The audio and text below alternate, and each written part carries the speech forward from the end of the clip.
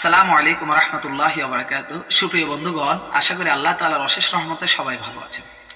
আজকের আমাদের আলোচ্য বিষয় হচ্ছে, হাসিল না দিয়ে যদি কেউ কোরবানির মাঠের থেকে হাটের থেকে পশু নিয়ে যায় অথবা হাসিল না দিয়ে যদি কোরবানি করে, তাহলে এই কোরবানি জায়েজ হবে কিনা, অথবা নাকি কোরবানির মধ্যে কোনো সমস্যা হবে, ক্ষতি হবে কিংবা না জায়েজ হবে, এই বিষয়গুলো নিয়ে অতি সংক্ষেপে আলোচনা করব। গভীর মনোযোগের সাথে শুনুন, পরিপূর্ণ উপকৃত হবেন ইনশাআল্লাহ। তো এখানে প্রথমে আগে আমাদেরকে জানতে হবে, হাসিলটা যেটা নির্ধারণ করা হয় কোরবানির পশুর হাটের মধ্যে, এটা কি কোরবানির পশুর হক নাকি এটা কোরবানির হাটের হক? এটা কোরবানির হাটের মাঠের কিংবা বাজারের হক নাকি এটা কোরবানির পশুর হক? আমাদেরকে সর্বপ্রথম আগে এই বিষয়টা জানতে হবে, তাহলে আমাদের মাসালাটি পরিষ্কার হয়ে যাবে, বুঝতে কোনো সমস্যা হবে না।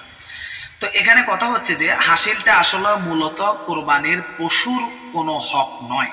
কোরবানির পশুর উপরে হাসিলের কোনো হক কিংবা কোনো সম্পর্ক কোরবানির পশুর সাথে নেই। এটা হচ্ছে হাটের উপর এবং বাজারের উপরে নির্দিষ্ট একটা ট্যাক্স। এই হাসিলটা কেউ যদি হাসিলের টাকা না দিয়ে মাঠের থেকে অথবা হাটের থেকে কোরবানি নিয়ে চলে আসে, তাহলে তার কোরবানি হবে, এতে কোনো সমস্যা নেই। তবে এটা হাট কর্তৃপক্ষ, যিনি হাট কর্তৃপক্ষের হক নষ্ট করার কারণে তিনি গুনাহগার হবেন।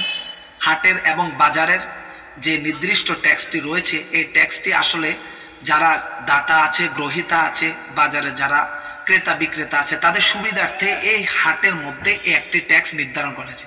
বিভিন্ন প্রকার ব্যয়বহুল খরচ একটা হাটের মধ্যে আছে, বিভিন্ন ধরনের খরচ করে তারা বাজার ডাকের মধ্যে আনে, হাটটা ডাকে আনে, এই হিসেবে তাদের লক্ষ লক্ষ টাকা খরচ হয়। এটা হাট কর্তৃপক্ষের হক। এই হাট কর্তৃপক্ষের হক হচ্ছে হাসিল। এই হাসিল আদায় না করলে হাট কর্তৃপক্ষের হক নষ্ট করার কারণে আপনি গুনাহগার হবেন। কিন্তু এর সাথে কোরবানির পশুর সাথে কোনো সম্পর্ক নেই।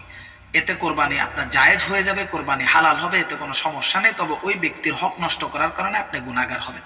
তাই যখনই সুযোগ হবে এই হাট কর্তৃপক্ষের নিকট তাদের হাসিল তাদের যথাসময় যথাযোগ্য ব্যক্তির হাতে,